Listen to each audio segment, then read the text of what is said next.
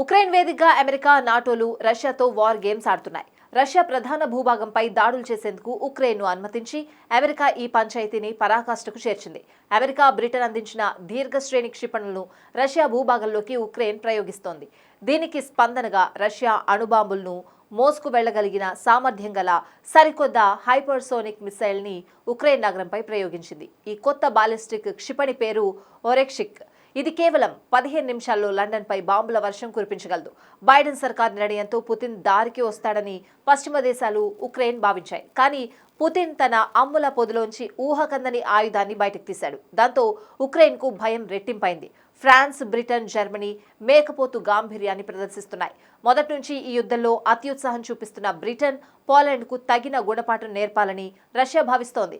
Ukraine బలహీనపరిచేందుకు ముందుగా యూకేతో సహా దాని మిత్ర దేశాలపై సైబర్ దాడులు చేసేందుకు మాస్కో సిద్ధమవుతున్నట్లు తెలుస్తోంది.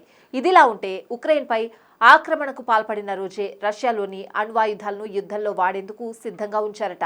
ఈ విషయాన్ని ఆ దేశం నుంచి పారిపోయిన యాంటోన్ అనే సైనికుడు వెల్లడించాడు. అతడు రష్యాలో ఓ అణుస్థావరానికి రక్షణ బృందంలో ఆఫీసర్గా పనిచేశాడు. కీవ్పై దండయాత్ర మొదలైన నాడే పూర్తి స్థాయి అణు దాడికి సిద్ధమైనట్లు వెల్లడించాడు.